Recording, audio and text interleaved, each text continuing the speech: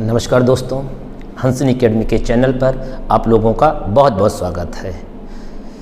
इस चैनल के माध्यम से आप लोगों को कम से कम समय में सरल भाषा में करंट अफेयर्स देने का प्रयास किया जा रहा है। तो चलिए आज का करंट अफेयर्स 3 फरवरी 2022 का हम लोग देखते हैं। तो चलिए आज का पहला क्वेश्चन, विश्व आर्द्रभूमि दिवस कब मनाया जाता है? तो यह 2 फरवरी को मनाया जाता है। विश्व आर्द्रभूमि दिवस यानी world wetland day. World wetland day कब मनाया जाता है? 2 फरवरी को। इसकी थीम आपको हम बता दे रहे हैं। इसकी थीम है wetland action, wetland action for people and nature. इसकी क्या है?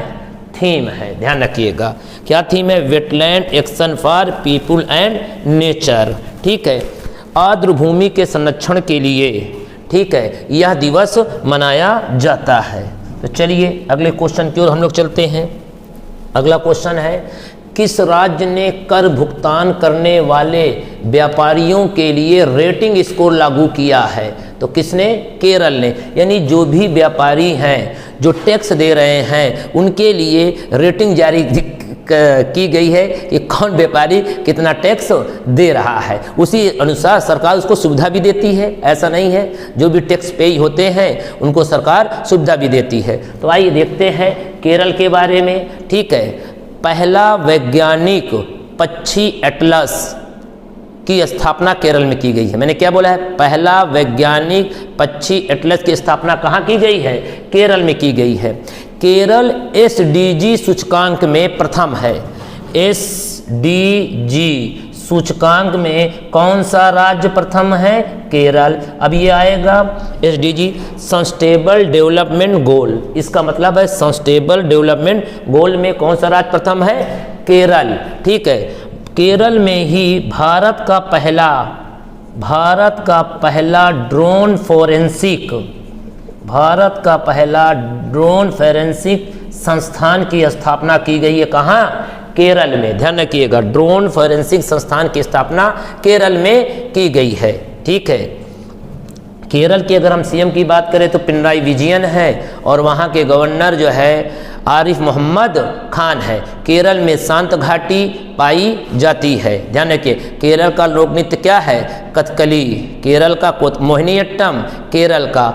और अगर हम केरल की बात करें तो केरल में एक झील पाई जाती है, उसका नाम है वेम्बनाड झील। ठीक है, भारत की सबसे लंबी झील। ध्यान रखिएगा, वेम्बनाड कहाँ है? केरल में है। केरल में मैं आपको बता दे रहा हूँ, दक्षिण भारत की सबसे ऊंची चोटी, दक्षिण भारत की सबसे ऊंची चोटी अनाईमुड़ी है। अनाईमुड़ी एग्जाम में पूछेगा, दक्षिण भारत की सबसे ऊंची चोटी का नाम बताइए। अनाईमुड़ी किस राज्य में है? केरल में है। ठीक है, तो चलिए आगे बढ़ते हैं। केरल के बारे में आपने देख ही लिया है। अगला क्वेश्चन क्या है आपका? अगला क्वेश्चन है, विश्व में इस्पात उत्पादक में कौन सा देश प्रथम है? इस्पात यानी स्टील, चाइना। इस्पात के उत्पादन या स्टील के उत्पादन में चाइना क्या है? प्रथम है। और भारत का इसमें दूसरा स्थान है। चाइना कई चीज़ों में प्रथम है। जैसे हम कहें, एक तो इस्पात या स्टील में हो गया, इसमें भारत का द्वितीय है। चाइना चाय उत्पादन में प्रथम, सोना के उत्पादन में प्रथम। ई कचरा आप जानते हैं, जैसे मोबाइल कचरा, लैपटॉप का कचरा, ठीक है, ये सब जो हैं, ठीक है, तो ये सब के उत्पादन में यानी ई कचरा के उत्पादन में चाइना क्या है? प्रथम है। चाइना के जो इस समय राष्ट्रपति है शी जिनपिंग है। राष्ट्रपति यानी प्रेसिडेंट कौन है? शी जिनपिंग है। अगर यहाँ के प्रधानमंत्री की बात करें तो उनका नाम है ली केकियांग है। चाइना की राजधानी क्या है? बीजिंग। यहाँ की जो करेंसी है, मुद्रा है, उसका नाम है रेनमिनबी। ठीक है, भारत और चीन के बीच मैकमोहन रेखा है। कौन सी रेखा? भारत और चीन के बीच कौन सी सीमा रेखा है? मैकमोहन रेखा। चीन दुनिया का एक ऐसा देश है जिसकी सीमा 14 देशों से मिलती है। सुन लीजिए, सबसे ज़्यादा देशों से किस देश की सीमा मिलती है? चाइना की। कितनी देश से? 14 देशों से। अगर पूछे विश्व में किस देश की सीमा रेखा सबसे लंबी है, तो कनाडा की।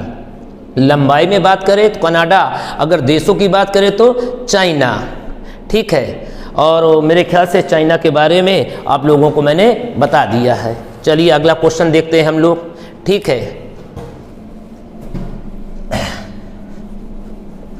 अगला क्वेश्चन है आपका, स्किल डेवलपमेंट के लिए कौन सा पोर्टल सरकार ने लॉन्च किया है? डिजिटल देश ई पोर्टल। डिजिटल देश ई पोर्टल को स्किल डेवलपमेंट के लिए भारत सरकार ने लॉन्च किया है। अगला क्वेश्चन, दूरसंचार कंपनियां अंतर्राष्ट्रीय कॉल व मैसेज को कितने वर्षों तक सुरक्षित रख सकती है? 2 वर्षों तक। केंद्र सरकार ने अभी हाल ही में जितने भी दूरसंचार कंपनियां हैं, टेलीकॉम कंपनियां हैं, उनको यह आदेश दिया है कि जितने भी अंतर्राष्ट्रीय इंटरनेशनल कॉल हो, इंटरनेशनल मैसेज हो, आप उसे 2 साल तक सुरक्षित रखेंगे। अभी 1 साल तक था, अब कंपनियों को यह कहा गया है कि आप इसे 2 साल तक आप सुरक्षित रखेंगे।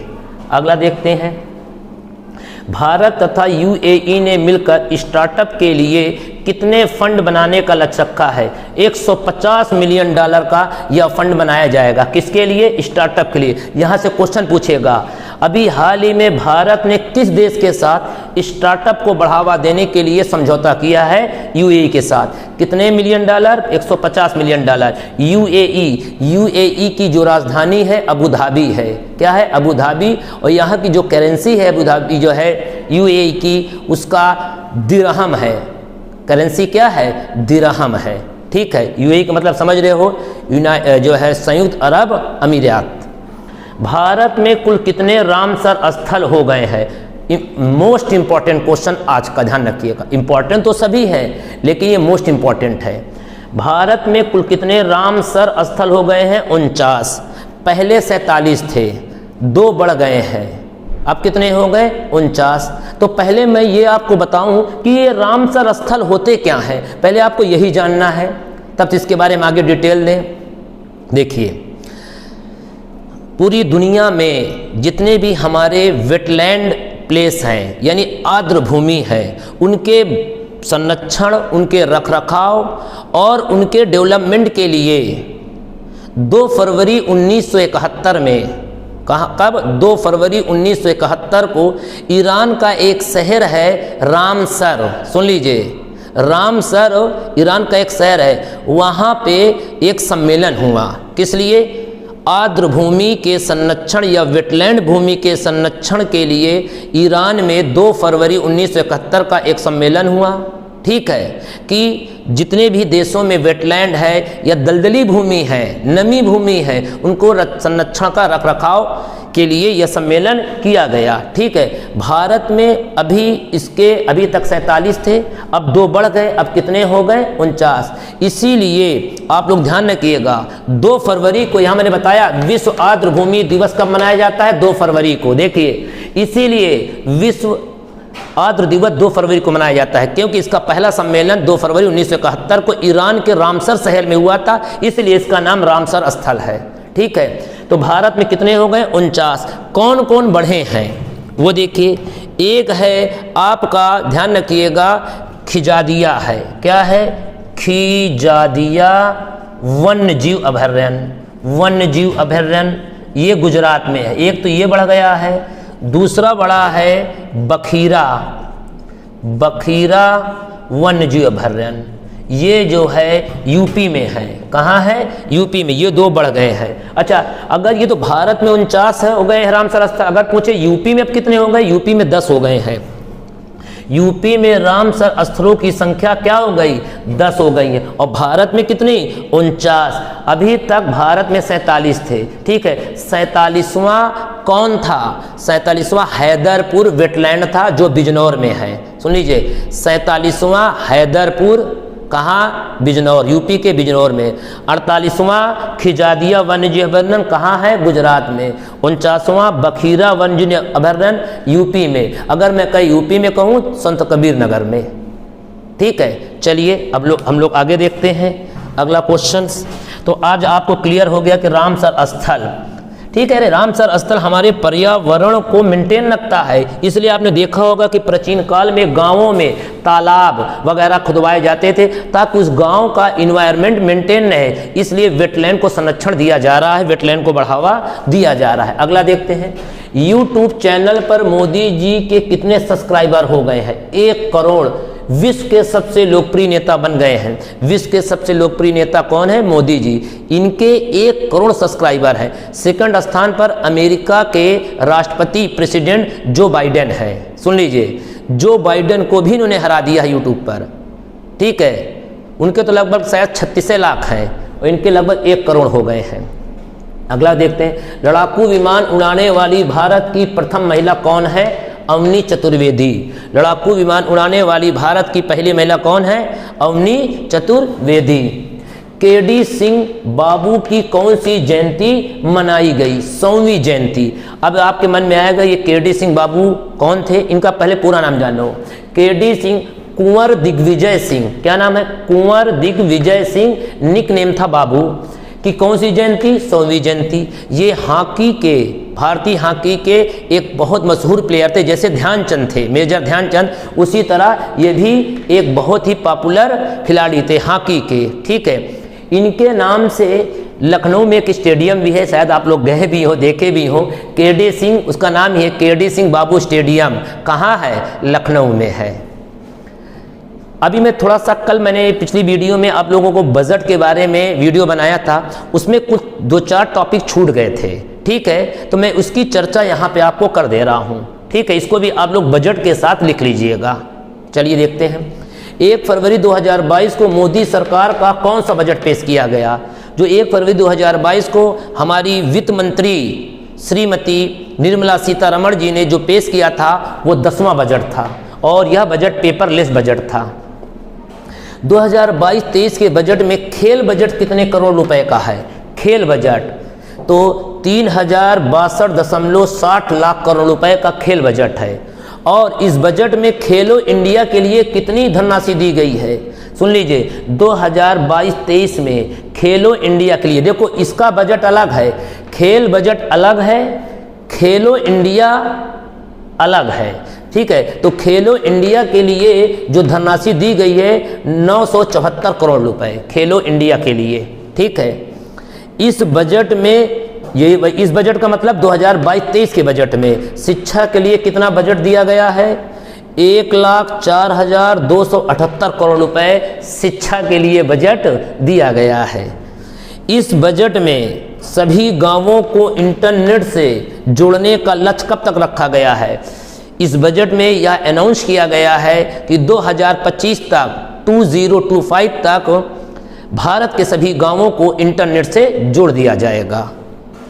CBDT के अध्यक्ष कौन है? JB महापात्रा।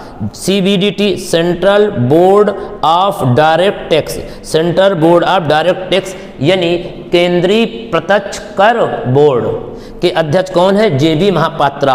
और जो ये CBDT बना था यह 1 जनवरी 1964 में बना था, 1 जनवरी 1964 में बना था। इसका जो हेडक्वार्टर है वह नई दिल्ली में है। कहाँ है? नई दिल्ली में है। तो आपने देखा, मैंने कम से कम समय में सरल से सरल भाषा में आपको करंट अफेयर्स देने का प्रयास किया है। उम्मीद करता हूं कि आप लोगों को यह बहुत पसंद आया होगा, ठीक है। ये आपसे मेरी रिक्वेस्ट है, ये गुजारिश है कि आप लोग इस करंट अफेयर्स का लाभ आप खुद लें और अपने दोस्तों को भी इसका लाभ दें, ठीक है। तो चलिए आज का करंट अफेयर्स हम लोग यहीं पे समाप्त करते हैं। नमस्कार, जय हिंद।